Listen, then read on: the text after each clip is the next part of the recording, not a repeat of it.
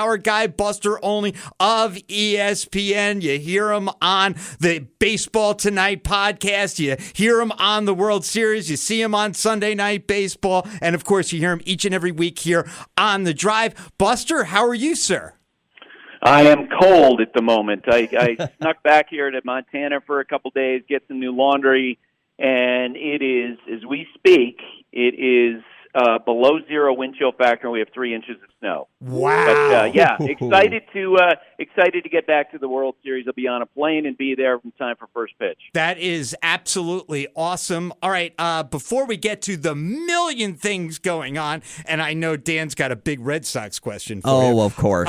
But the Diamondbacks against the Rangers, probably a lot of the people in the Northeast see limited of each one of those teams. Tell us some keys up from each team that was going to propel each team to victory. Well, on the Rangers side, the best part of the team is their offense.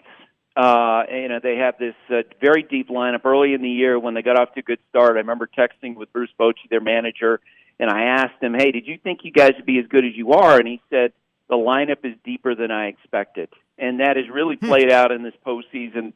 They'll put a lot of pressure on the opposing pitchers. That's part of the reason why they wound up outlasting the Houston Astros. And, of course, their front 2 starters are excellent. Nathan Eovaldi, Dan Sorry, bringing up Quite all right. a name from the past. Quite all right. He's one of the best postseason pitchers ever. And then Jordan Montgomery, Yankee fans bringing up that name. But he's pitching great in these last weeks before he becomes a free agent and cashes in monumentally. And on the Diamondbacks side, they also have really good number 1 and number 2 starters, Zach Gallen, Merrill Kelly, and they have a bullpen that was bolstered by moves they made at the deadline. And this team runs. They are aggressive on the bases, led by Corbin Carroll. They finished second in majors in stolen bases, and that's going to be one of the big questions in this series. Can they run on the Texas Rangers and put pressure on the defense? How about on the flip side of this World Series matchup, the teams that bow out in the Astros and the Phillies, both very exciting, both with experience on this stage in recent years, but neither go through. What ended up, I guess for lack of a better term, going wrong for both of these teams in the LCS series? Yeah, and the Phillies are headed for a long winter of regret.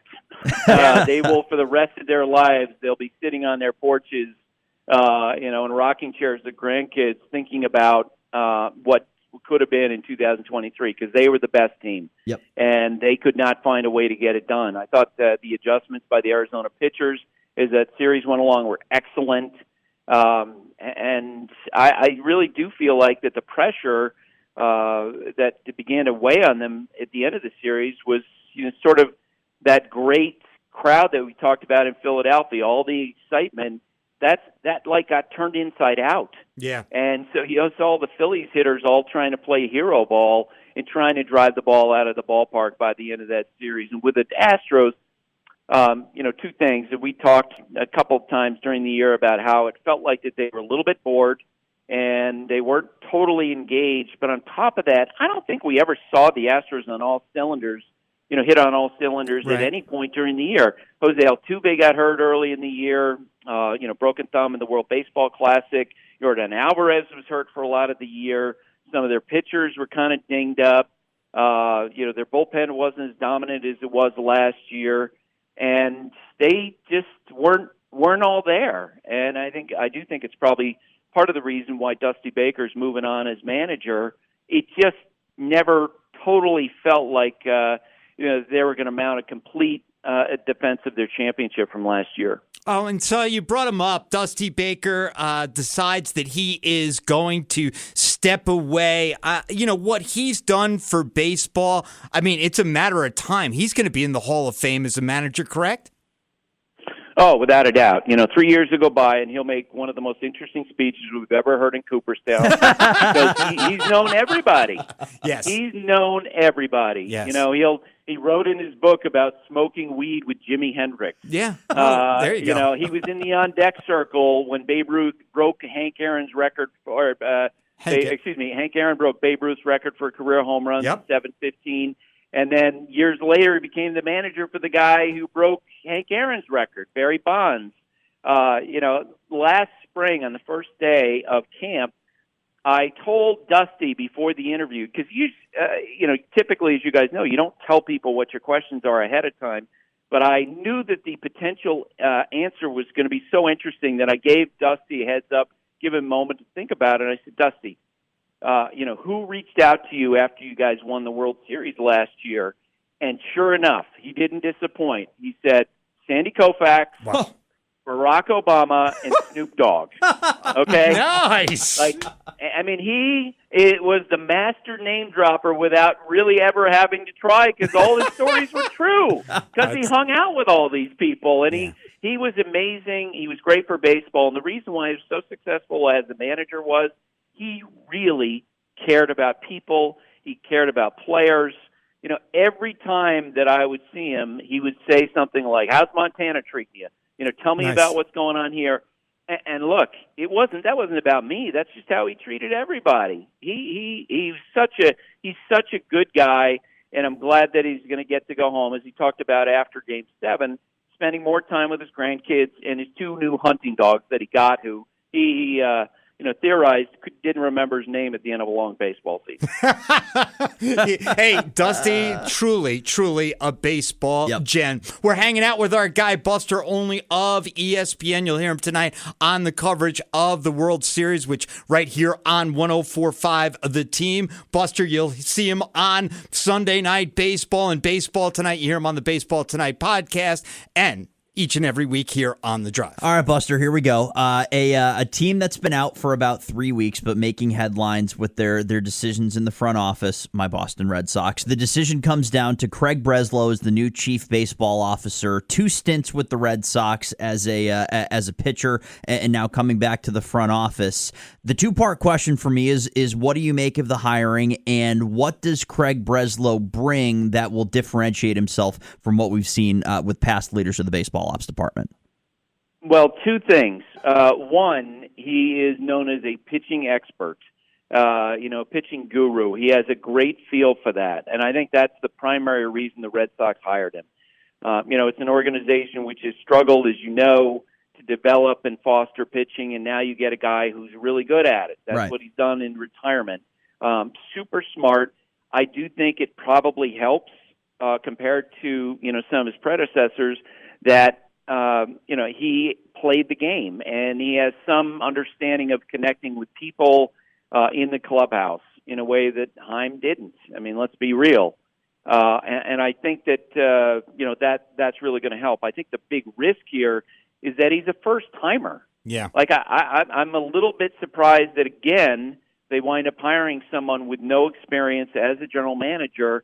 I do find it, heartening that at least they know they have someone who understands the marketplace, because he's a, guy from the area. As one executive texted me the other day after he got the job, well, his commute is going to be a lot shorter than it was with his previous job because, he grew up in Newton. Yeah. Yep. And he knows that area, and that's where he lives. And so I think that's good. I was just surprised they weren't able to get someone with more experience. But that's partly because they've developed this reputation as being a little bit wacky and a little bit weird. You could definitely say that. All right, so let's go to the New York Yankees. And it comes out yesterday, Sean Casey not going to return as the hitting coach for the Yankees. How much do you think, how much turnover throughout the coaching staff and the analytics staff and the front office staff do you actually think is going to happen in this offseason for New York? Not a lot. And I think the trajectory changed when they finished relatively well at the end of the year. And again, got through the year without having a losing record. And, that changed the narrative. When they were completely disintegrating through the month of August, you thought, oh boy, if they finished with a record of 74 and 88, that would probably at some point, cause Hal Steinbrenner to say, okay, we're going to change this guy, we're going to change that guy, maybe change the manager. But that changed, I think, when they finished well and with their young players, they played better down the stretch. Do I think that there'll be some responsibility shifted? Yeah. From here to there, guy maybe did more of this. He's going to do less of that and more of another department going forward. but I don't think you're going to see sweeping changes. And as I say, I think that it all shifted with how the Yankees played at the end of the year. Interesting. Okay, I'm sure fans will be a bit uneasy with that. Thrilled about that. I mean, we know this. Al Steinbrenner is not his father, right? And he's not even close to being his dad. He's not reactionary, and some Yankee fans are going to feel like to a fault, because in their eyes he needs to make more changes. Yeah, I mean there's a precedent for it, so that makes a lot of sense. Not a good one. But there's a precedent. Hey, it's true. As we talk turnover in New York baseball, the story coming out that the New York Mets have officially been granted permission to speak with Craig Counsell for their managerial position. Is there any way that it isn't Craig Counsell that ends up taking over that position in New York? Is there any chance it goes any different way? Yeah, if he doesn't want to actually manage in New York. I think I've told you guys before that the perception of Craig going into this managerial free agency is that he wants to set a new bound, a new ceiling for managers. And he's got the leverage to do it, because I think generally speaking he's considered to be the best manager in the sport. And he's talking to the owner who spent the most money on a team in the history of baseball last year, in Steve Cohen. And so if Counsell sits there, and you guys know at the top of the market, managers are making about $6.5 million a year. If Counsell says, look, I need $10 million a year, I need $9 million a year, $8 million a year, there's a chance that he's going to get it, and that'll benefit all other managers. But he also might go through this process, and in the end, being a product of Wisconsin, say, you know what? Thank you for your offer. I'm going to take that back and shop it with the Brewers, or go shop it with the Angels, or go shop it with one of these teams, the Astros, looking for a manager. And maybe he gets a little bit more than he would have, because he's got that leverage. I don't think anybody truly knows whether Counsell wants the maelstrom that you take on when you manage in New York. Yeah, and I agree with a lot of that, Buster, but the only thing that holds me back from saying that there's some question, he and David Stearns have such a relationship that goes back. It just looks like Stearns has waited and waited and waited, and now his guy is there. To me, I would think their previous relationship, if he's like, hey, David, I'm not interested in this, Stearns wouldn't waste his time with it. I don't know, and that's where I think Counsell's done a great job of basically not telling anybody how he really feels. Yeah. Okay. Well, that's good. And I agree with you. The safe money is that Counsell's going to be the next Mets manager, right, based on what we know. But what we don't know is what was really the state of his relationship with Stearns at the end. You guys remember that time when Andrew Friedman left the Rays at the same time that Joe Madden left the Rays? And there was an assumption, well, those two guys had so much success in Tampa Bay, right, that, they're going to be together with the Dodgers. Well, as it turned out, from what you understand, like the divorce came at the right time in their relationship, that maybe they weren't on the same page as much anymore. So I can't tell you for sure if Counsell and Stearns are buddy-buddy, can't wait to work again together, and maybe they are, but I don't know that for sure, because Counsell has really kept his cards close to his vest, as he should in these situations.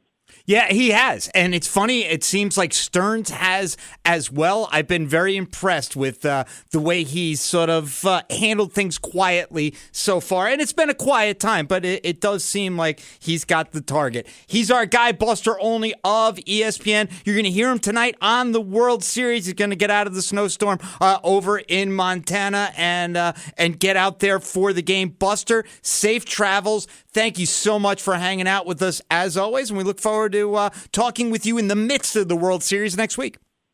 That'll be so much fun. Thanks, guys. It's always great to talk with you.